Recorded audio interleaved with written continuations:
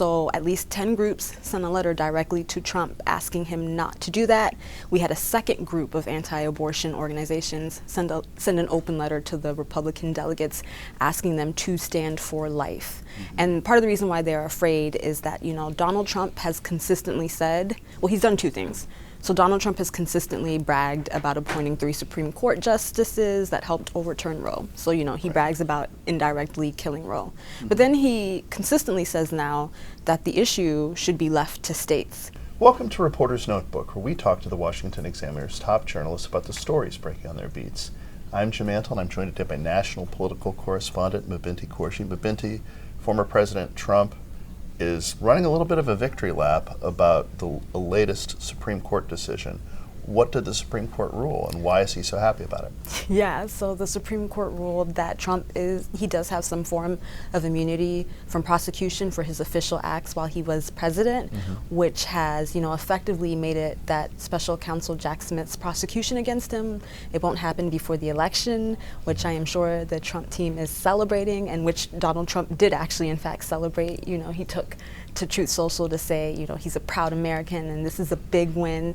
And in this case, it is, because, the Jack Smith case is probably going to be derailed. So was the Georgia case. Right.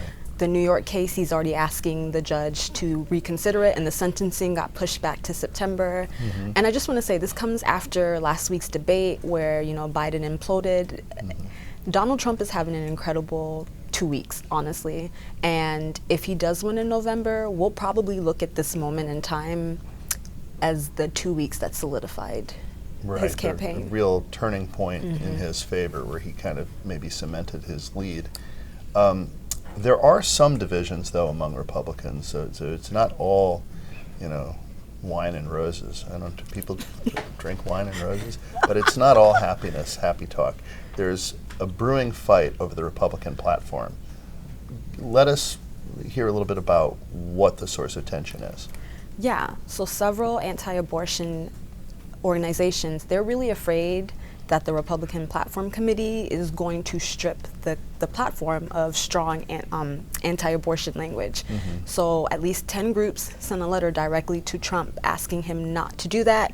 We had a second group of anti-abortion organizations send an open letter to the Republican delegates asking them to stand for life.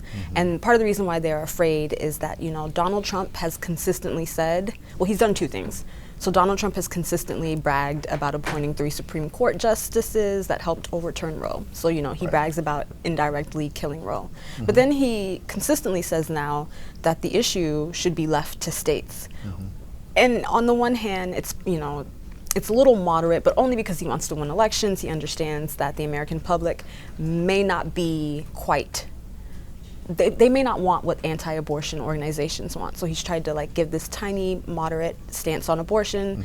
However, for these anti-abortion organizations, that's a non-starter. They do, in fact, want federal abortion language. They want that in the platform committee. They're also spooked because, this is a little insidery, but the platform committee at the convention, it's almost always been done in public, right? C-SPAN has broadcast it for decades. It's not the case this year. This year it's going to be done behind closed doors. At least 2 people on the committee who are very anti-abortion, they've been kicked off. And so there's rising fear that, language that says the unborn should be protected, like an amendment for life, will be stripped. And I think that, people, the folks from the Susan B. Anthony Pro-Life America organization, they don't want that to happen. I think what I'm going to be watching for at the convention is, if that does happen, I don't suspect that they'll turn from Trump, but I do suspect there will be a lot of howling and anger if that does happen. Yeah, definitely. And the pre-existing platform language was written before Roe was overturned. So, Trump can argue that maybe that obviates the need for constitutional amendment at that point, but there will still be a lot of contention over what the federal role on abortion will be.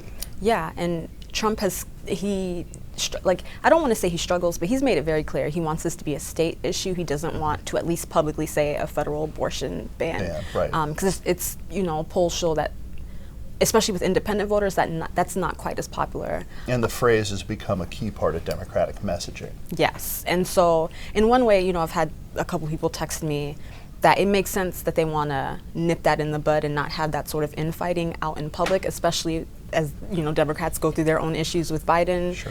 You know, if they can nullify that, they can nullify attacks, because, you know, the Biden campaign will be watching to see what they can put in ads and you know, blast Republicans. So on the one hand, it does make sense that they want to do this behind closed doors, and they want to avoid dramatic fights in public during the RNC convention. So one thing that's being teased is who's going to be Trump's running mate and how they might roll out the announcement of this person's identity.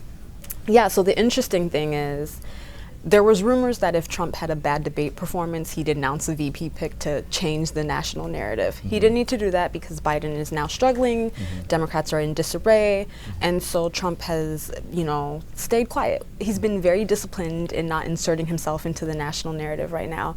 But the interesting thing is that Trump 47 committee, it's a joint fundraising committee between the Trump campaign and the RNC. They have teased 2 fundraising events during the RNC convention on the Wednesday and the Thursday of that week, where it's like, meet the vice presidential nominee. Interestingly enough, they still don't say who the nominee is. Right. So we still don't know, but I do think it's interesting that they've already got a rollout ready. You know, these are high profile ticket donors. You know, to get into the round table, it's like $200,000. And so I feel like that gives us sort of a key that the announcement might happen like just in the few days before that Wednesday or Thursday. Either really early in the convention or maybe right before the convention. Yeah. But they're keeping it kind of under wraps right now. Right, but it does suggest that Trump wasn't kidding when he said he knew who the VP nominee is. They do in fact have a plan. They're just holding back until the Biden situation gets figured out. The art of the Veep. Thank you, Mabinty. Thank you. You can read Mabinty and the rest of our political team's coverage at washingtonexaminer.com.